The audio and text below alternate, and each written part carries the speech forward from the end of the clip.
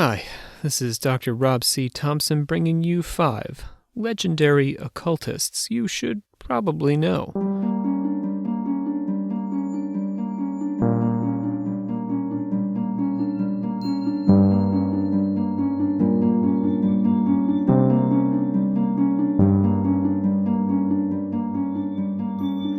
Today's terms are legendary and occultist. Legendary refers to figures we believe to have been real, although historically we can't be sure. Occultist refers to people who seek to actively draw on or control supernatural forces. One caveat for today's list is that it will be entirely male. We have left off the legendary witches for a separate episode. Solomon is the son of David, king of Israel and Bathsheba, who is said to have ruled the kingdom of Israel from 970 to 931 BCE. Adonijah attempted to usurp the throne of Israel while David was older and dying. The prophet Nathan and Bathsheba alerted David because David had promised the throne to Solomon. David ordered that Solomon be anointed king of Israel post-haste, and Solomon took the throne. Solomon sent Benaiah to kill his enemies, including Adonijah and his counselors. God offered Solomon whatever he wanted, and Solomon asked for wisdom.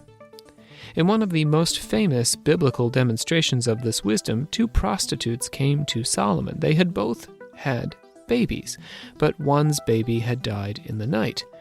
One prostitute claimed that the mother of the dead baby took the living baby in the night and replaced it with the dead one. Solomon said, "Divide the living child in 2 and give half to the one and half to the other." The woman who offered to give the child up rather than have it split was rewarded with the child. Since Solomon reigned in a time of peace, he commanded that a house be built for the Lord. Solomon took on many wives and concubines and famously impressed the Queen of Sheba, who rewarded him with gold and spices.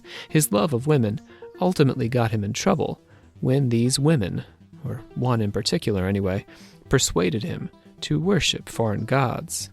According to Jewish rabbinical tradition, Solomon is the author of Proverbs, Ecclesiastes, and the Song of Solomon, as well as 2 Psalms. Even if these books were not directly written by Solomon, they were at least greatly inspired by his example. Legend also holds that he is responsible for the medieval Testament of Solomon and the undated Key of Solomon. These are demonological texts that describe how to master and control the dark forces of the universe. In the Testament of Solomon, the king prays for a boy who is plagued by a demon, causing him to waste away. The archangel Michael rewards Solomon with a ring, which he uses to enslave the demon Ornias, as well as a slew of other demons, including Asmodeus and Beelzebub. He enslaves them in large part by tossing his ring at the demon. He then puts them to work building the temple, but the demons turn the tables on Solomon when he meets the beautiful Jebu while visiting the Jebusians, who worshipped Moloch. Solomon refuses to sacrifice to Jebu's god, but Jebu offers to have sex with Solomon if he will crush grasshoppers in the name of Moloch. Solomon does, and God withdraws his power over the demons. Solomon built temples to Jebu's gods and became the sport and idol of the demons he had once mastered. Numa Pompilius. Numa Pompilius, second king of Rome after Romulus, reigned from the 8th into the 7th century BCE and is credited with introducing religion to the Romans. He succeeded Rome's legendary founder, Romulus. Pompilius attempted to reject the kingship because he was reflective and pious as opposed to the warlike leader Pompilius believed that Rome needed.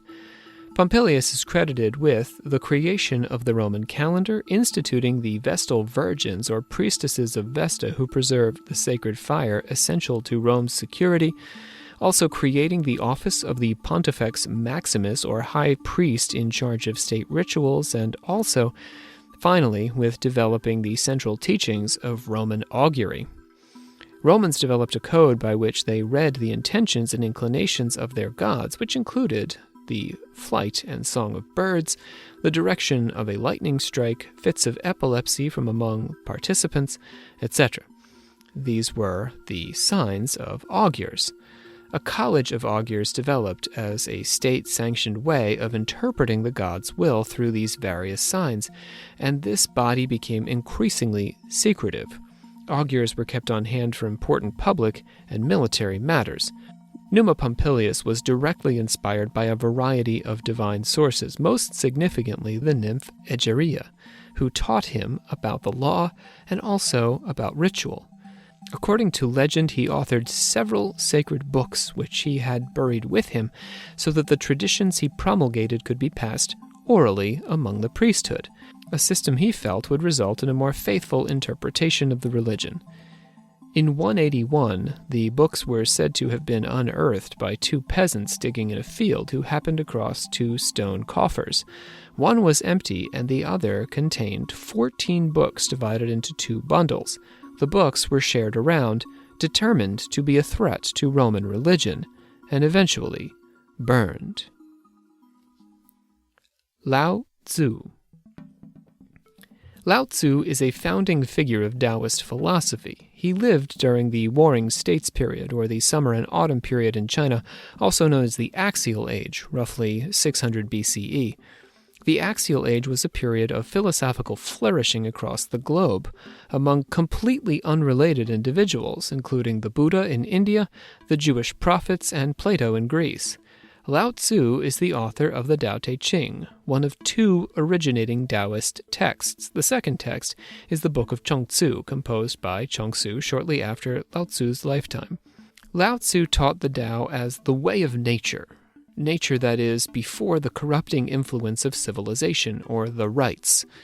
Rites were a significant aspect of ritual-obsessed Confucians, and Confucius was yet another philosopher of the Axial Age, a contemporary of Lao Tzu's. According to Lao Tzu, the Tao produces the one, and the one produces the two, which are the yin and yang. Yin and yang are constantly attracting and repelling each other, and the goal of the Taoist is to harmonize both. Today, some scholars believe that the Tao Te Ching was not actually written by a single person, but was rather a compilation of teachings from various sources. According to the legend, Lao Tzu was a scholar in the royal archives of the court of the Zhu. Some legends tell of Lao marrying and having a child, and there are various tellings of confrontations with Confucius. Ancient Chinese historian Sima Qian told of how Lao Tzu had traveled west at the age of 80, and a gatekeeper refused to let him pass into the West until he recorded his teachings into what would become the Tao Te Ching. Some stories have Lao Tzu venturing to India to teach his philosophy to the Buddha. His associations with occultism come through stories of his mastery of alchemy. Chinese alchemy was focused on creating an elixir of life that would stave off practitioners' deaths or grant them immortality. Some legends hold that Lao Tzu wandered into the mountains to live out his eternity as a wise sage. Others have him reincarnating 13 times, with his Axial Age philosopher incarnation being the last of this series, in which he then went on to live 999 years, traveling and teaching the Tao. Hermes Trismegistus. The name Trismegistus means thrice great. Today, most historians who concern themselves with Hermes Trismegistus believe that he was mostly, if not entirely, legend. The various writings attributed to Hermes were pseudographia, or works not written by the name they are ascribed to. We have pseudographia whenever we place a name on something that isn't our name. If we've written a text and put the name of somebody that we think is more famous than us or more likely to garner attention to our book onto that book, then that's an example of pseudographia. 3rd century Syrian Neoplatonist Iambuclus claimed that the texts were written by the Egyptians and translated by Greek philosophers. The Egyptians, he said, traced all of their knowledge back to a mythical figure called Hermes Trismegistus, and so it could be said that their writing was the work of this legendary originator. But Its translation through the Greeks made it more than its source. The product was Egyptian, but it was also Greek in style and substance, blending both philosophies. Hermes Trismegistus is often described as a blend of the gods Thoth and Hermes. Thoth was originally the Egyptian moon god, but the prominence of the moon in astrology, astronomy, and ritual elevated Thoth's role to the patron of wisdom, magic, and measurement. A cult of Thoth rose to prominence in the city of Hermopolis Magna, and 1 million ibis were mummified and buried in the god's honor. Hermopolis sits on the border between Upper and Lower Egypt. After Alexander's conquest of Egypt, the Greeks gave the city the name Hermopolis, meaning City of Hermes, because they identified Thoth with Hermes. Hermes had a lot in common with Thoth.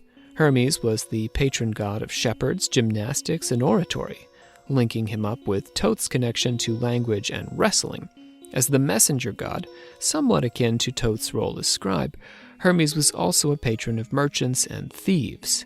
In mythology, Hermes conducted the dead into the underworld. His Hades helmet concealed him, and he gave Odysseus a magical herb to protect him against Circe's power. The writing most closely associated with Hermes Trismegistus, the Corpus Hermeticum, was composed between the 1st century BCE and the 4th century CE. In Hermes' version of the metaphysical realms, there are two gods, much like in a Gnostic universe, except that, unlike the Gnostics, the second mind, with a capital M, is not regarded as an evil demiurge, even though it is by definition not as perfect and good as the original God mind. The first God is the cause of all things, and perfectly good. Part of what allows this original God to be so good is that his only role is to bring the world into being and then to pervade existence. This God does not act. The creator God, also known as the God mind of fire and spirit, or the good daemon, does act. The good daemon created 7 rulers to reign over creation. These immortals existed in a realm separate from nature. God's reason, or logos, then leapt upward away from nature, leaving the downward aspects of nature mindless. Mindless matter brought forth the animals of the air, water, and earth. The good daemon then created man in his own image and allowed man to become a creator himself. This immortal man, existing in the heavens, was given authority over all the mortal creatures who worshipped him, but he became entangled with the lower, moister natural world. He wished to subdue nature in full, and so descended to her, and she wrapped herself around him, forming humanity as we exist right now, partially immortal and partially mortal, with the immortal pining downward to subdue the mortal, and the mortal pining upward for immortality. Dr. Faustus. Dr. Faustus is a figure of German folklore, adapted for the stage by the German Johann Goethe and the English Christopher Marlowe. In Marlowe's Renaissance version of the legend, Faustus was a scholar who sought to know the deepest secrets of the universe. Frustrated in his goal, he invoked the help of the devil and sold his soul. After cavorting across Christendom in possession of all the mysteries of occult power, Faustus refused to repent and was dragged down into hell. More than 200 years later, Goethe made some significant changes to the story. Goethe's Faust works with Mephistopheles, the devil's agent, to seduce a beautiful and innocent girl named Gretchen. When Gretchen gives birth to Faust's child, she drowns the infant, horrified by the devil's involvement in the child's generation, but she is saved by her innocence. Faust himself repents and is ultimately saved as well, in part through Gretchen's pleading on his behalf. It's difficult to trace the origins of the Faustus legend to any single historical figure. The legend was likely inspired by a variety of sources, including Albertus Magnus and Cornelius Agrippa. Living and writing in the 13th century, Albertus was the earliest of the inspirations for Faustus and argued for the use of rocks and minerals to achieve various magical ends. Albertus taught that drawing sigils on rocks under certain astrological conditions could cure disease, could also aid in farming and fertility, and enhance intelligence and righteousness. Albertus believed that these were all good, godly, and Christian things which stemmed from the order God had created in the universe. In the 15th century, Albertus's reputation had withstood the test of time, but his fellow Dominicans worried over his reputation as a magus in their effort to have their famous member canonized. The friars argued that Albertus only engaged with alchemical and astrological texts in order to sift out the good from the bad, the natural from the supernatural in their arguments. The Renaissance Agrippa was a more direct inspiration for Goethe's Faust. Goethe's Faust is tempted into selling his soul to the devil after a black poodle follows him home and transforms into Mephistopheles. Although none of Agrippa's 3 wives were ever imprisoned for murdering their children, Agrippa did own a black poodle named Monsieur. This has colored history's view of Agrippa, making him appear as a black magician dealing with the devil, when in truth this was not the case. He completed his 3 books of occult philosophy just 2 years before he died. The 3 books work their way from our world through the cosmos into the heavens, discussing the natures and powers of each realm. Agrippa contended that humans are at work on a mystical upward motion back up from the 4 elements toward God. Agrippa was a devout Christian, and his occult ideology resembled Albertus in that he believed that magic could be done in God's name for the turning away of evil events, for the destroying of sorceries, for the curing of diseases, for the exterminating of phantasms, and for the preserving of life, honor, or fortune. And that's the 5 legendary occultists you should probably know. Thanks for listening.